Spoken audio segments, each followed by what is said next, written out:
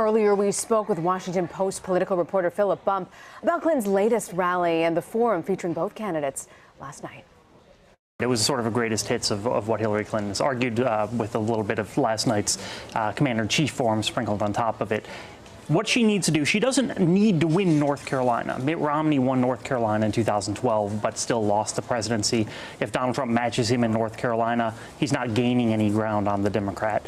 But what she's trying to do is she's trying to make sure that young people, that people of color are committed to come out and vote for her. She's trying to gin up the base. She's trying to get people excited because fundamentally, the question mark that is hanging over this election, as is usually the case, but not always, is who actually comes out to the polls. Yeah. Donald Trump is somewhat disadvantaged by the fact that his core base of support, white men who don't have college degrees, they tend to turn out less than other white voters. And so that provides an advantage to the Democrats. Democrats usually turn out less in part because the people who vote most often are older and whiter and wealthier, which isn't the Democratic base. But this year, the playing field is a little bit more even, and I think that's what Hillary Clinton is targeting. And Obama did win the state in 2008, that's so right. It's not unheard of that Correct. In recent memory that a Democrat could sweep the state. I want to ask you, though, about his comments, Donald Trump's comments last night. Sure. He specifically referred to generals. You actually wrote a fascinating column today in the Washington Post looking at this, saying he would pretty much get rid of his generals right. that Obama has. And you make a point that when you bring in a general, it's not done through a LinkedIn account. Right. What did you mean by that? So Donald Trump comes from the world of business, and the government is not the world of business. And that's advantageous and it's disadvantageous to some extent. I think last night demonstrated the fact that his grasp of the relationship between the commander-in-chief of the military, that is to say the president, and the military hierarchy is a little shaky. Essentially what he was trying to do is he was trying to disparage the Iraq war, as he generally does, because it is something that Hillary Clinton had voted for. And so as part of that, he was critiquing the Obama administration and critiquing the generals who were advising the Obama administration.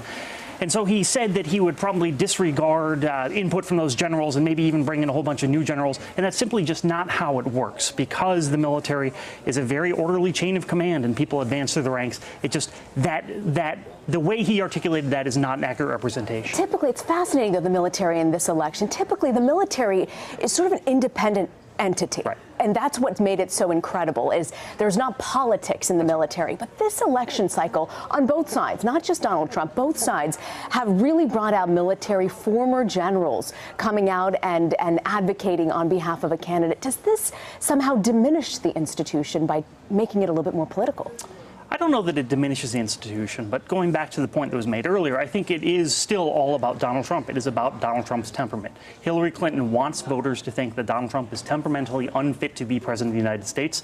The best way to display that is she has a new ad out, for example, an online ad that focuses on Donald Trump's talk about use of nuclear weapons, right? So there is a level of instability that she's trying to impart onto Donald Trump, and by getting a lot of military officials, particularly former Republican military officials, to say, we choose Hillary Clinton, she hopes that reinforces that argument. Now, one of the things that struck me when Donald Trump participated in that forum last night was his question on the specifics of what he would do as president. He again suggested the U.S. should cooperate with Russia, right. Not seeing them in negative terms, but also in his 10-point plan.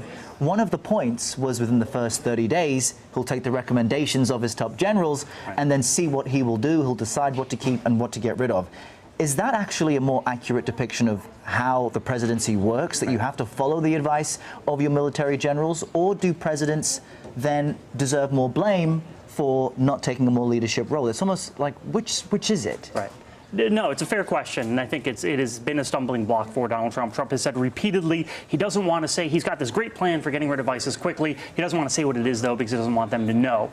Then, of course, he released his plan, which said, I'm going to talk to my generals and come up with a plan, which obviously is contradictory. Right. The president is commander-in-chief of the military. He takes advice from military leaders, but he is ultimately the person, he or she, I guess we should say now, is ultimately the person that makes the decision. The challenge, though, is that Donald Trump needs to he's coming from a space where he doesn't have that background. He is not a military person. And so for him to say that he would take the advice of generals is sort of a natural thing that someone would say.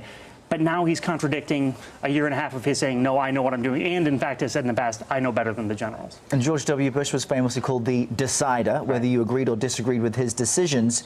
Should voters then get more specifics from Donald Trump on how he would make those decisions? Because we didn't really hear from him on that front last night.